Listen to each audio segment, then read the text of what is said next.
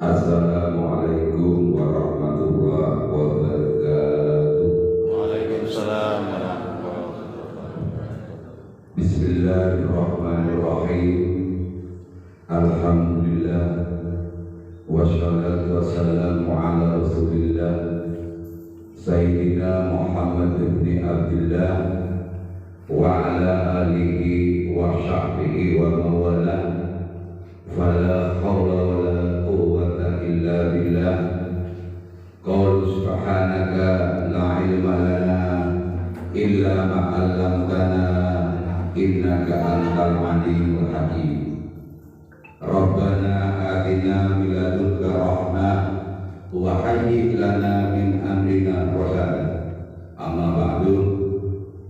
Hadratal muhtaramin, para alim ulama, para masyayikh, para kiai, para ustaz-ustazah, dan yang lebih khusus yakni kepada jajaran Dewan Tanfidz serta Dewan Syuro DPC Partai Kebangkitan Bangsa Kabupaten Probolinggo, yakni di sini terhormat Bapak Masudi selaku Wakil Sekretaris, Ibu Nyai Arifah selaku Ketua BP Kabupaten Probolinggo dan Wakil Ketua DPC PKB, serta tidak lupa kepada jajaran DPAD, jajaran DPRD PKB sekecamatan Bangkalan. Tidak lupa kepada wabil khusus Ahlul Kiram, pengasuh pondok pesantren Miftahul Ulum, yaitu Kiai Mukhlis sebagai Shofibul Dakwah selaku pengurus DPC PKB Kabupaten, mengucapkan terima kasih telah sudi beliau ditempati acara Mus'anjab ini dengan sepenuh hati. Alhamdulillah. Pertama-tama kami panjatkan rasa puji syukur kehadirat Maulana Azza wa Jalla, di mana pagi menjelang siang ini kita dalam keadaan sehat walafiat. Amin, Allahumma amin. Yang kedua, salawat serta salam tercurahkan kepada baginda Nabi besar Muhammad sallallahu alaihi wasallam, karena beliaulah kita semua tahu mana yang hak, mana yang batil, yakni dari zaman jahiliyah menuju zaman Islamiyah seperti yang kita rasakan bersama. Yang ketiga, saya mewakili Bapak Haji Abdul Malik Haromain SI untuk membuka acara Mus'anjab ini. Semoga Mus'anjab ini bisa melahirkan dalam marwah perjuangan Partai Kebangkitan Bangsa sampai titik darah penghabisan. Karena apa? Kita tahu bahwa Partai Kebangkitan Bangsa ini didirikan, dilahirkan oleh para muassis yang tidak diragukan keulamaannya, yang tidak diragukan kealimannya, kealamaannya. Salah satu pendiri Partai Kebangkitan Bangsa ini adalah Al-Mukarram, Al-Marhum, Al-Maghfurullah, Al-Arifillah Kiai Haji Abdurrahman Wahid, yang dikenal dengan familiarnya itu adalah Gus Dur. Karena beliaulah dengan ulama-ulama lainnya ingin bagaimana Indonesia ini bisa sejahtera, bagaimana Indonesia ini bisa berkeadilan, bagaimana Indonesia ini bisa bertanggung jawab bersama-sama dalam hal apapun sepanjang itu berhubungan dengan masyarakat, berhubungan dengan rakyat, maka PKB akan tetap memperjuangkan terutama yang selama ini kita tidak merasakan tapi terasa bahwa kita itu setiap harinya dijajah oleh sistem yang tidak sesuai dengan apa keinginan dan kebutuhan cita-cita para muassis Partai Kebangkitan Bangsa. Yang tidak kalah pentingnya bahwa Partai Kebangkitan Bangsa ini nanti menghadapi pemilu 2024. Kalau kita jujur bahwa PKB untuk tanggal 14 Februari 2024 yakni pemilihan presiden yang pastinya sudah PKB sepakat dari tingkat atas sampai bawah bahwa yang akan dicalonkan adalah Gus Muhaimin Iskandar. Siapa Gus Muhaimin Iskandar ini?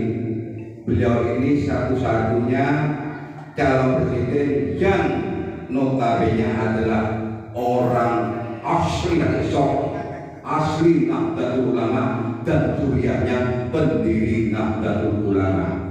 Jadi Gus Muhaimin itu putranya Iskandar dan terus ibunya itu adalah cucunya Ki Besri Samsuri. Ibunya Gus Muhaimin ini adalah Ki Nasrullah Besri dan buyutnya adalah Ki Besri Samsuri.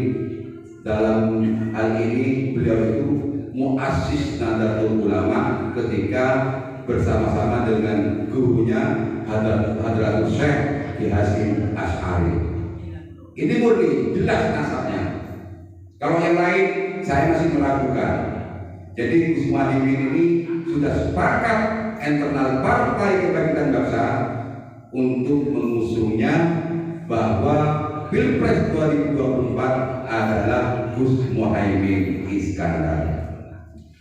Lalu yang kedua, pemilihan pilek dari DPR RI, DPR Provinsi, DPR Kabupaten Probolinggo. Nah, kalau ini suaranya signifikan, maka otomatis kursinya juga signifikan. Cita-cita PKB Kabupaten Probolinggo, bagaimana di RI sekiranya dapat 3 kursi, bagaimana di DPR Provinsi sekiranya juga dapat 3 kursi, dan bagaimana di Kabupaten cita-cita kami, dan itu yang sesuai dengan survei bahwa PKB itu cita-citanya berdapil di seluruh kabupaten dapat 2 kursi. Kalau diakumulasikan bisa mendapat 14 kursi atau lebih 15 kursi. Itu cita-cita PKB dan insya Allah pasti menang. Amin Allahumma amin. PKB ini akan menjual konsep 5 pilar. Pertama, kalau misalnya Mas Malik jadi bupati, jual konsep bagaimana pembangunan di Kabupaten Probolinggo ini membangun berbasis partisipatoris seperti biasa. Artinya keterlibatan masyarakat aktif di dalam sebuah kebijakan pembangunan, perencanaan, pelaksanaan sampai evaluasi. Contoh sederhana, ketika sekarang kepala desa sudah dapat dana desa kan, lebihnya kepala desa itu harus melibatkan seluruh unsur masyarakat tanpa tergali. Ini uangnya sudah ada dari dana desa. Apa yang dibutuhkan sampean? Ayo sampean untuk sudah semuanya. Mestinya begitu. Jangan sembunyi-sembunyi kalau ada uang. Nah, ini konsepnya beliau, yakni membangun berbasis partisipatoris. Termasuk kekuatan APBD Kabupaten Probolinggo. Itu uang yang dimiliki oleh pemerintah Kabupaten Probolinggo 2,2 triliun Tetapi kita memang harus paham, ada belanja langsung, ada belanja tidak langsung. Jadi ada gaji pegawai diambil di situ, kemudian program rencana kabupaten diambil di situ. Tetapi yang dimaksudkan oleh beliaunya itu, bagaimana uang 2,2 triliun ini benar-benar harus terbuka, transparan. Misalnya kalau kita proporsional bekerja di salah satu proyek kontraktor, jadi benar-benar jadi kontraktor proporsional. Misalnya anggaran 300 juta, tapi yang dibantu 80 juta, apa nggak lembang itu? Akhirnya yang korban tetap masyarakat. Dan konsepnya beliau begitu, ambillah 1% sesuai dengan aturan. Yang kedua, akuntabel. Akuntabel ini ketika ada anggaran kita punya tanggung jawab banyak besar, karena uang ini adalah milik rakyat. Biar tidak ada koruptor baru di Probolinggo, cukup sudah kita koruptor baru itu sudah masuk di Kuningan. Kira-kira begitu. Nah, ini penting. Apa itu?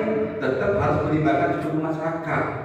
Masyarakat itu kalau kita pakai harus melibatkan unsur muslimat, harus melibatkan unsur NU, harus melibatkan unsur Muhammadiyah, harus melibatkan akademisi, harus melibatkan tokoh LSM, tokoh buruh, masyarakat, apa terjadi dilibatkan.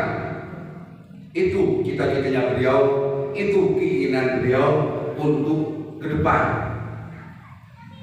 Yang ketiga adalah demokratisasi. Apa itu artinya?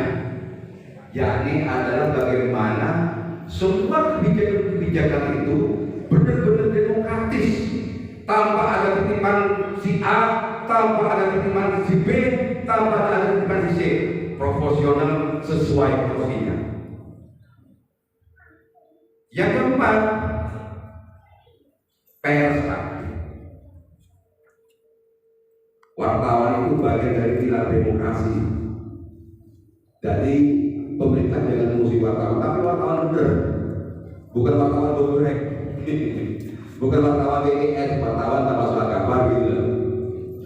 Nah, ini harus bersinergi sehingga apa yang menjadi kebutuhan pemerintah kabupaten untuk servis kepada publik masyarakat itu kita bisa merasakan dan bisa terasakan. Bayangkan Pak, pemerintah pusat itu sudah memberikan bantuan yang namanya program Bangga Harapan PKA, yang namanya program dana desa setelah pandemi. Apa yang terjadi? Banyak orang kaya-kaya itu fenomena, banyak orang kaya-kaya mengaku miskin. Padahal rumahnya punya mobil. Tetapi indikator miskin itu, ukuran miskin itu ada 3 Pak. Pertama, pengangguran itu miskin. Yang kedua, pengangguran musiman. Yang ketiga, pengangguran karena faktor usia. Itu miskin. Jadi kalau pemerintah, beliau sebagai uang, bukan lihat masalah rumahnya keramik atau gentengnya keramik atau apapun, tapi lihat penghasilan sehari-hari. Itu kategori miskin. Tapi kalau sehari-hari dia itu punya penghasilan 1 bulan gajinya 10 juta, 20 juta, dia bukan miskin Pak. Cuma miskinnya itu angka 1 juta ke bawah, itu baru kategori miskin. Namanya masuk wilayah pengangguran musiman. Pengangguran muda itu ya mudah-mudahan jangan dipresetkan PKB. PKB itu pengangguran kelas berat. Tetapi itu yang terjadi fakta. Karena kadang-kadang di bawah itu kepala desa banyak memberikan bantuan kepada masyarakatnya, tapi diutamakan keluarganya, pada keluarganya kaya. Itu yang terjadi. Fenomena begitu tuh sudah bukan rahasia umum, di mana-mana ada begitu. Apa artinya? Mas Malik itu ingin, kalau bahasa kerennya itu good governance, menuju pemerintahan yang bersih, menuju pemerintahan yang berwibawa. Nah, apa konsepnya? Maka birokrasi harus jalan dengan sesuai tupoksinya, DPRD sesuai dengan tupoksinya. Kalau itu sudah clear and clean, insya Allah Kabupaten Probolinggo ketika nanti Mas Panik menyalurkan diri jadi bupati, hakul yakin kalau ditakdirkan oleh Allah bisa terlaksana dengan baik, bisa terrealisasi dengan baik. Allahumma sholli ala Muhammad. Itu yang paling penting. Jadi beliau itu benar-benar ingin merubah mindset atau pikiran masyarakat Kabupaten Probolinggo dengan tata kelola yang baik, sesuai dengan aturan yang ada, regulasi yang ada, apapun konsekuensinya, apapun risikonya, masyarakat Probolinggo memang harus dididik, harus diedukasi dari sisi sumber daya manusianya. Kalau sumber daya alamnya Probolinggo luar biasa, kekayaannya itu melimpah ruah. Apa yang ada di Probolinggo? Bawang ada di Probolinggo, jagung ada di Probolinggo, durian ada di Probolinggo, tembakau ada di Probolinggo. Sangat kaya Pak.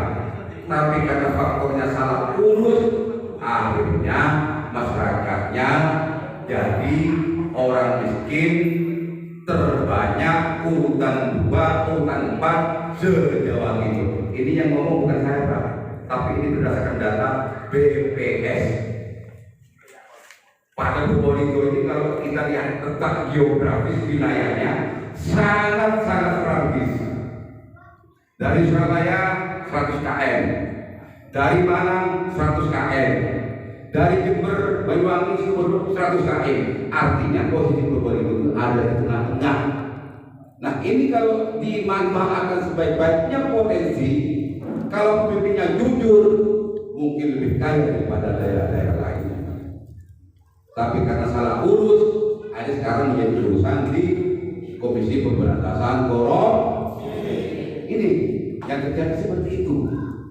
Saya ingin kalau jadi pemimpin itu jangan cari kekayaan, jangan cari harta, bukan tempatnya. Namanya pemimpin. Tapi kalau ini cari kekayaan, harta, jadilah pengusaha yang baik sesuai dengan syariat agama Allah. Ya itu, kalau usaha wajar kaya, tapi kalau pemimpin kaya perlu dipertanyakan. Karena biro marwah perjuangan Partai Kebangkitan Bangsa ini semata-mata ikut saatnya Kiai Haji Abdul Wahid. Kalau saya menganalogikan, Hadratul Syekh Kiai Haji Asari mengeluarkan kitab kuningnya adalah Nahdlatul Ulama. Tapi kalau Hadratul Syekh Kiai Haji Abdul Wahid mengeluarkan kitab kuningnya Partai Kebangkitan Bangsa. Jelas muktabarnya ini Pak. Nyampe. Makanya saya sejak dulu mulai tahun 98 sampai hari ini naudzubillah dari tidak akan pindah-pindah ke partai.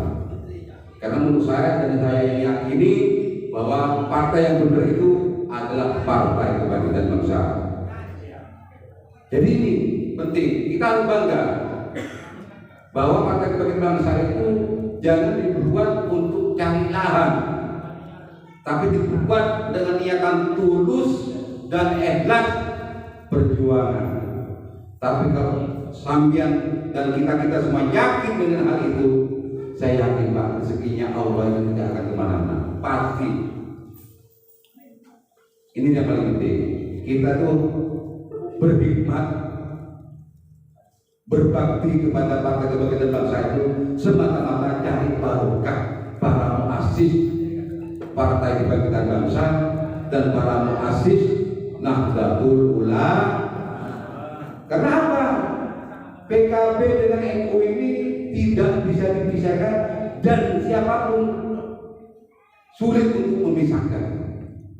Ini karena ada hubungan historis, ada hubungan emosional yang tidak dibantah oleh siapapun, dan ini adalah fakta.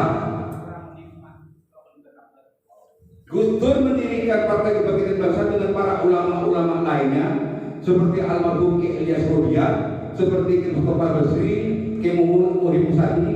Tahu Ki Muhammad Musadi? kakaknya Ki Hasyim Syarif mantan ketua umum PBNU seperti Ki Munasir Ali, karena mikir warga Nahdien hampir mayoritas di Indonesia itu kurang lebih 100 juta 5. Ini aja survei. Jadi semua yang dari Sabang sampai Merauke itu jumlah total warga Nahdien 100 juta 5. Hampir separuh penduduk Indonesia itu dihuni oleh warga Nahdien.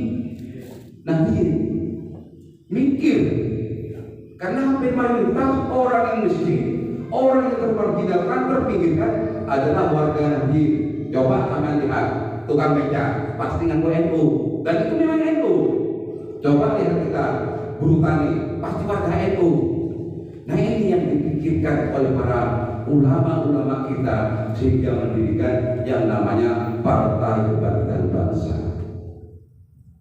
Jadi kalau tanpa beliau kita tidak ada apa-apa.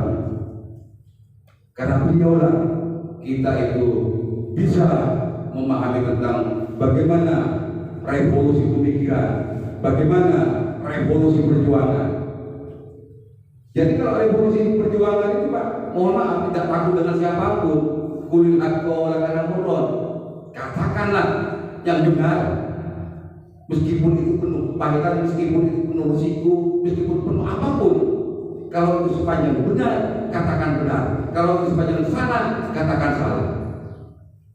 Ini yang paling terpenting di dalam berproses perjuangan, di dalam berproses sebuah mencapai cita-cita yang lebih hasanah, lebih hakiki, yakni tentang bagaimana masyarakat menjadi masyarakat yang berdatun thayyibatun warabun ghafur.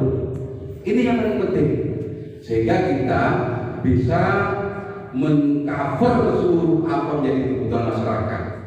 Kalau pemimpinnya itu benar-benar tanggung jawabnya luar biasa, kalau pemimpinnya itu benar-benar jujur terhadap apa yang menjadi kebutuhan masyarakat atau rakyat.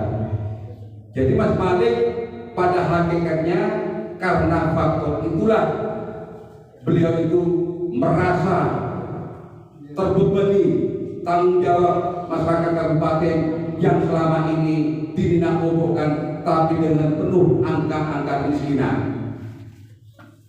Mas Malik calon bupati bukan karena apa-apa, tapi ingin menata, membenahi Kabupaten Probolinggo yang saat ini kita lihat bersama corak maruf. Jalannya pada sudah ada desa kayak kolam renang.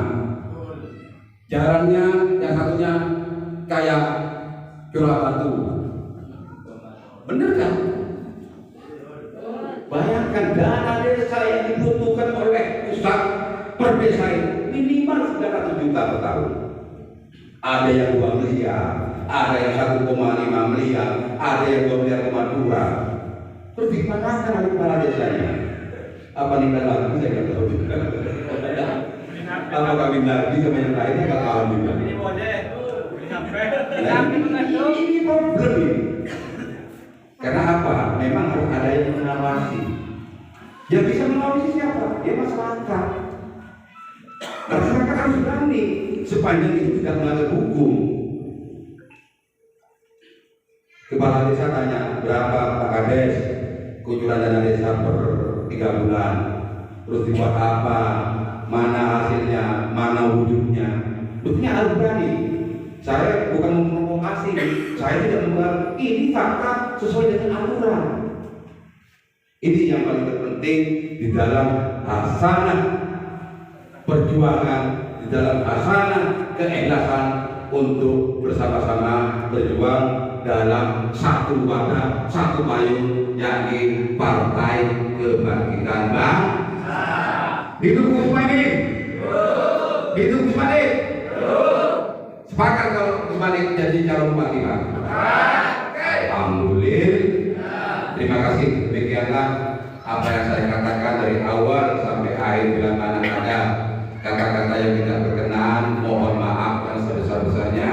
Akhirul kalam, wallahu muwaffiq ila aqwamit thoriq. Wassalamualaikum warahmatullahi wabarakatuh.